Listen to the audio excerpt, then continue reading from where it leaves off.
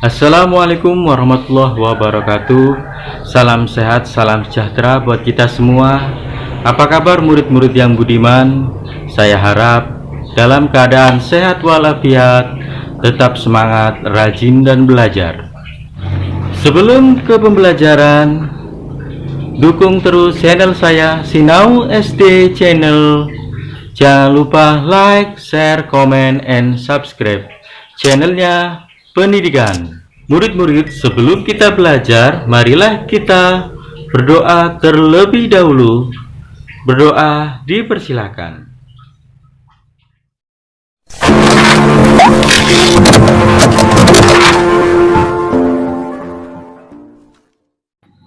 Sekarang pada pembahasan ini adalah tema 7, perkembangan teknologi, subtema 1, perkembangan teknologi produksi pangan, pembelajaran 2, kelas 3. Masuk pembelajaran 2, mari kita mengamati. Dayu, Siti, dan Lani membaca buku tentang pengolahan ikan bandeng. Mereka tertarik untuk melihat cara pengolahan ikan bandeng.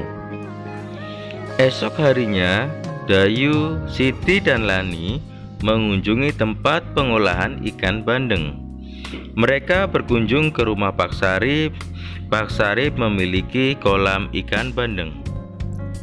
Pak Sarip juga mengolah ikan bandeng agar lebih awet.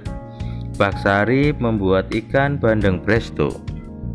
Dayu dan teman-teman ingin melihat proses pengolahannya.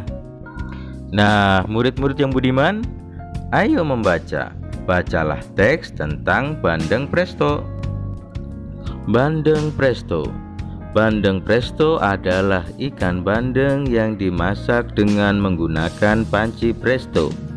Panci presto menghasilkan uap air bertekanan tinggi. Hal itu yang akan membuat daging ikan menjadi lunak. Tidak hanya dagingnya, duri ikan pun akan melunak. Bandeng presto ini dibumbui dengan bawang putih, kunyit, dan garam. Ikan yang sudah diberi bumbu kemudian dibungkus dengan daun pisang. Setelah itu, ikan dimasukkan ke dalam panci presto yang dapat dikunci rapat. Lalu, ikan akan matang secara merata. Setelah matang, bandeng presto dapat dikemas. Cara mengemas bandeng presto akan menentukan daya tahan ikan. Jika dibungkus plastik biasa, ikan akan bertahan selama 5 hari.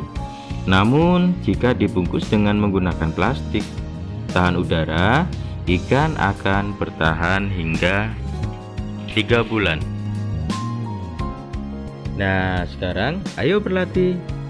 Kumpulan kalimat yang diberi warna berbeda disebut paragraf. Ada berapa buah paragraf pada teks bandeng presto? Iya, betul, ada 3 paragraf. Sekarang ayo berlatih kembali. Lengkapi informasi yang diperoleh dari teks bacaan bandeng presto. Pada teks bandeng presto menceritakan tentang pembuatan bandeng presto. Iya, betul. Ada 3 informasi. Informasi yang pertama, bandeng presto dimasak menggunakan panci presto. Iya, betul sekali. Informasi yang kedua, murid-murid, panci presto akan membuat daging ikan menjadi lunak. Iya. Sedangkan informasi yang ketiga adalah menentukan daya tahan ikan. Nah, sekarang ayo mencoba. Selain kolam ikan, Pak Sarip juga memiliki kolam renang. Pak Sarip mengajak Siti, Dayu, dan Lani menuju ke kolam renang. Pak Sarip mempersilahkan mereka bermain di kolam renang. Di kolam renang, banyak anak sedang bermain air. Ada yang duduk-duduk di tepi kolam, ada yang belajar meluncur, ada pula yang telah mahir berenang. Seorang penjaga mengamati di tepi kolam. Lani telah mahir berenang. Dayu ingin belajar berenang pada Lani. Mereka berdua turun ke kolam dangkal. Siti mengamati dari pinggir kolam. Gerak pertama yang harus dikuasai saat berenang adalah mengambang. Mengambang merupakan gerak dasar dalam kegiatan berenang. Gerak dasar mengambang. Saat berenang, perhatikan keselamatan diri dan orang lain.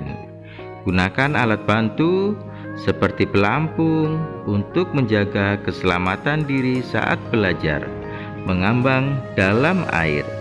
Pelampung adalah alat bantu untuk menjaga tubuh tetap mengambang saat berenang. Murid yang budiman, amati berbagai alat pelampung berikut ini. Gambar yang pertama ada gambar ban lengan. Gambar yang kedua ada rompi renang. Gambar yang ketiga ada papan luncur. Dan gambar yang keempat, ada ban renang yang bentuknya seperti donat. Sekarang cobalah untuk mengambang di kolam dengan kedalaman sebatas dada. Tangan memegang papan luncur atau ban, posisi tubuh berada di atas permukaan air. Kaki bergerak sambil mengayuh. Lakukan berulang-ulang ya murid. Sekarang ayo mengamati. Lani, Dayu, dan Siti memiliki kemampuan yang berbeda dalam berenang. Lani telah mahir berenang. Dayu ingin belajar berenang. Siti lebih senang bermain di pinggir kolam. Di lingkungan sekitar, kita dapat menemukan beragam kemampuan. Beragam artinya bermacam-macam. Lani, Dayu, dan Siti juga memiliki cara yang berbeda dalam menikmati buah-buahan. Misalnya, Siti menikmati buah-buahan ketika minum susu rasa stroberi. Dayu menikmati bolu pisang. Lani lebih suka makan buah apel. Semua suka buah-buahan, namun mereka menikmati buah dengan cara yang berbeda-beda. Setiap orang memiliki kebiasaan yang berbeda-beda. Ayo mencoba. Dengarkan cerita gurumu tentang beragam kebiasaan.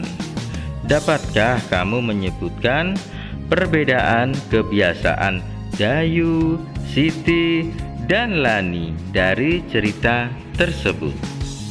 Dayu, Siti, dan Lani sedang menikmati makanannya. Kemudian Beni, Udin, dan Edo datang membawa ragam makanan. Amati makanan yang dibawa oleh Udin dan teman-teman. Ada daging ayam, sosis, buah apel, beef, roti, dan susu. Bolu pisang dan susu rasa stroberi merupakan makanan hasil pengolahan teknologi pangan. Nah, sekarang tulislah daftar makanan hasil teknologi pangan berdasarkan gambar di atas. Jenis makanan yang pertama ada sosis. Yang kedua ada kornet. Dan yang ketiga ada susu bubuk. Murid yang budiman, makanan apa yang paling kamu sukai? Ya, ternyata ayam goreng. Sekarang tanyakanlah makanan kesukaan teman atau gurumu.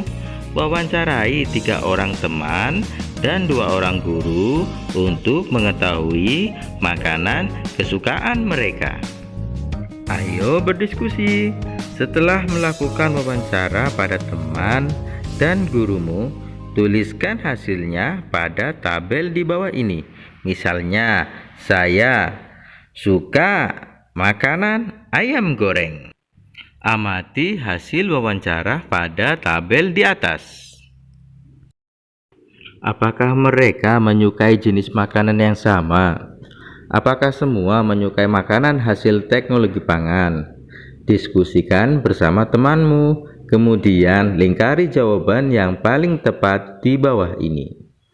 Jenis makanan yang disukai oleh orang-orang di lingkungan sekitarku ternyata sama atau berbeda. Ini berarti setiap orang memiliki kebiasaan yang berbeda atau sama. Jadi, setiap orang memiliki makanan kesukaan. Kesukaan setiap orang berbeda-beda. Jika temanmu memiliki kesukaan yang berbeda darimu, apa yang akan kamu lakukan? Sikap memahami dan menerima perbedaan kesukaan setiap orang yang sesuai dengan pengamalan Pancasila sila ketiga yang berbunyi Persatuan Indonesia. Nah, sekarang kerjasama dengan orang tua. Siswa mengidentifikasi makanan yang disukai oleh setiap anggota keluarga, serta menentukan apakah kesukaannya sama atau beragam. Demikian pembelajaran kali ini, semoga bermanfaat. Wassalamualaikum warahmatullahi wabarakatuh.